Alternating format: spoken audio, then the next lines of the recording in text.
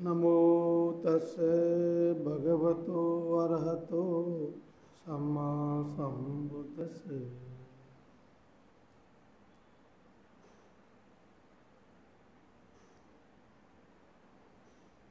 मैं सम्यक संबुद्ध को कोटि कोटि नमन करता हूँ और अपने गुरु बंते जी को भी कोटि कोटि नमन करता हूँ। प्रिय उपासक एवं उपासिकाओं, आपके बीच में मैं एक आज नए विषय के साथ में आया हूँ और वो नया विषय है कि जीवन जगत की तीन प्रमुख सच्चाइयाँ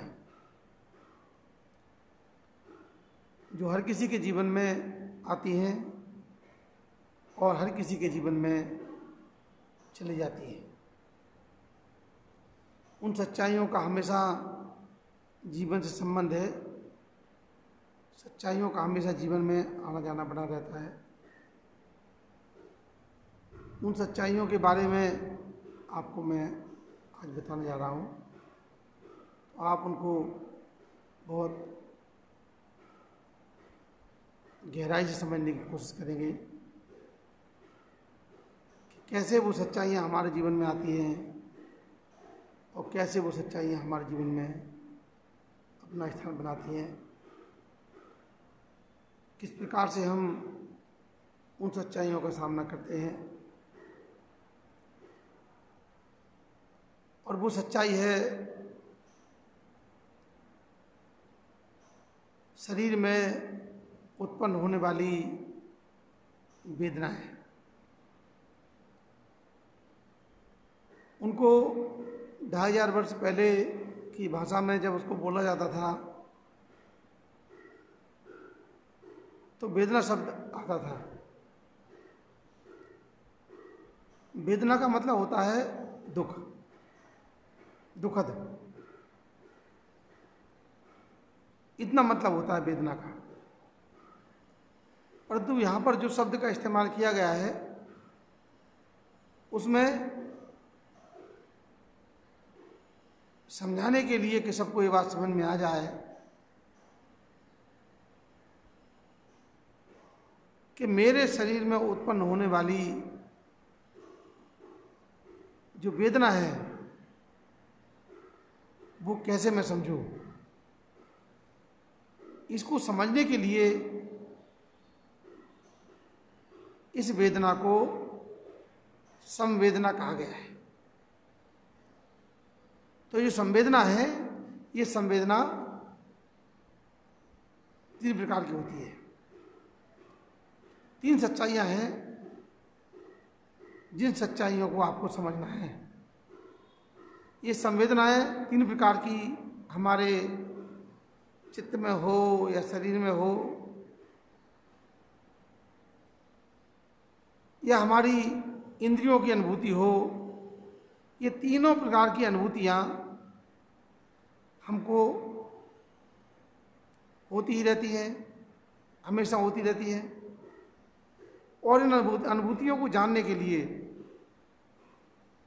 इन अनुभूतियों को समझने के लिए शब्द का इस्तेमाल किया गया है जिसे कहते हैं संवेदना।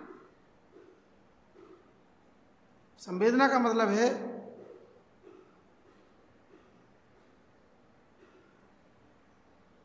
कि ये संवेदना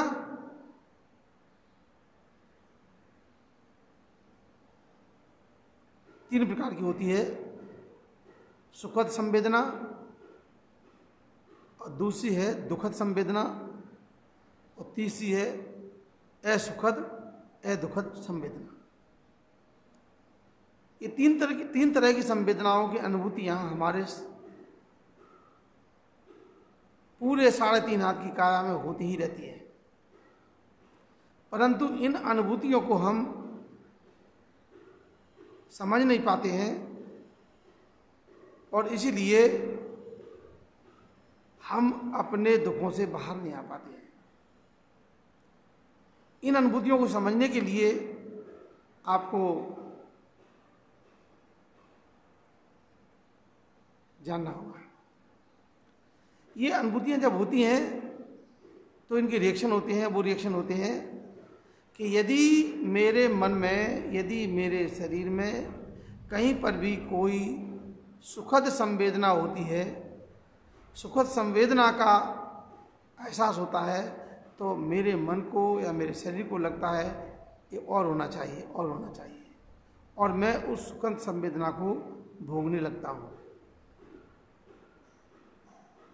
और यदि मेरे चित्त पर और शरीर पर कोई दुखद संवेदना हुई तो मेरे मन को ये पसंद नहीं है, शरीर को ये पसंद नहीं है, इसलिए मैं एक नया संस्कार बनाता हूँ और मैं सोचता हूँ कि इसको नहीं होना चाहिए, तो हटो इसको। तो एक से राग पैदा होता है और दूसरी संवेदना से द्वेष पैदा होता है। तो राग और द्वेष के संस्कार इन संवेदनाओं के चलते चलते हमेशा शरीर में, मन में बनते रहते हैं। राग का यदि सुखद संवेदना है तो उसके प्रति राग पैदा हो जाएगा, यदि दुखद संवेदना है तो उसके प्रति द्वेष पैदा हो जाएगा। और तीसरी संवेदना ऐसी होती है जिसको बोलते हैं असुखद संवेदना, दुखद संवेदना। माने ना तो इसमें हमें ये पता चल पाता है कि सुखद है, ना हमें ये पता चल पाता है ये दुखद है। तो सुखद संवेदना और दुखद संवेदना के बीच की जो संवेदना होती है वो कहलाती है असुखद दुखद संवेदना। जैसे मान लो कोई संगीत चला और मेरे कान तक पहुंचा और मुझे वो अच्छा लगा, तो उसके प्रति राग पैदा हो जाएगा, और होना चाहिए, और होना चाहिए, और होना चाहिए, उसके प्रति राग पैदा हो जाएगा। तो राग का संस्कार बन जाएगा, तो मैं उसको सुखद संवेदना को भोगने का काम शुरू कर दूंगा। और यदि वो दुखद हुई, कोई ऐसी आवाज आई जो बहुत दुखद आवाज है, तो मेरे मन को लगेगा कि ये नहीं होना चाहिए, उसके प्रति द्वेष पैदा हो जाएगा, नहीं होना चाहिए। तो होना चाहिए और नहीं होना चाहिए, इसके बीच में मेरा मन काम करता रहता है, शरीर हमारा काम करता रहता है, मन हमारा काम करता रहता है। तो सुखद संवेदना और दुखद संवेदना, इनको या तो मैं भोगता हूं तो भोक्ता भाव पैदा होता है तो भोगता हूं, या उसके प्रति द्वेष भाव पैदा होता है तो मैं इसको दूर हटाता हूं। होना क्या चाहिए? होना ये चाहिए कि यदि कोई सुखद संवेदना पैदा हो रही है तो उसके प्रति मुझे राग नहीं जगाना है, दुखद संवेदना पैदा हो रही है तो उसके प्रति द्वेष नहीं जगाना है। क्योंकि यदि मैं राग जगाऊंगा तो राग का संस्कार बनेगा, और राग का संस्कार बनेगा तो बार बार मुझे और उसके प्रति तृष्णा पैदा हो जाएगी, और तृष्णा का भाव पैदा हो जाएगा। और ये दोष का संस्कार जगाऊंगा, दोष पैदा हो जाएगा उसके प्रति, दोष का संस्कार बनेगा, और दोष का संस्कार बनेगा तो उसके प्रति मेरे मन में घृणा पैदा हो जाएगी। तो तृष्णा पैदा हो या घृणा पैदा हो, दोनों ही मेरे मन को, हमारे मन को एक ऐसे संस्कारों में लेकर के जाते हैं कि जो मुझे दुख से बाहर नहीं आने देंगे। सुखद संवेदना पैदा होगी तो भी उतने दुख होगा, और दुखद संवेदना पैदा होगी तो उसमें दुख हो ही रहा है, लेकिन सुखद संवेदना में भी दुख मौजूद है। सुख आता है तो सुख तो हमेशा बना नहीं जाता है, सुख आएगा तो वो कुछ समय बाद दुख में बदल जाएगा। उसी प्रकार से शरीर में सुखद संवेदना पैदा हुई तो होते होते होते होते हमेशा तो रहेगी नहीं पैदा, हमेशा नहीं रहेगी, तो बाद में दुखद संवेदना बदल जाएगी, फिर दुख भी हमेशा नहीं रहेगा, फिर सुखद संवेदना बदल जाएगी। यूँ बदलता रहता है, और यूँ सुखद संवेदना दुखद संवेदना जीवन में चलती रहती है। इसके प्रति मेरा पैदा होना चाहिए दृष्टा भाव, ना तो भोक्ता भाव पैदा हो कि मैं उसको भोगूं, ना घृणा का भाव पैदा हो कि मैं उसके प्रति घृणा पैदा करूं, बल्कि उसके प्रति दृष्टा का भाव पैदा हो। दृष्टा भाव पैदा होगा तभी जाकर के मैं सच्चे मायने में दुख से बाहर आ पाऊंगा। जिस चीज़ को मैं देखने लगूंगा, जिस चीज़ को समझने लगूंगा, अनुभूति के स्तर पर आप देखोगे कि धीरे धीरे वो समाप्त हो जाता है।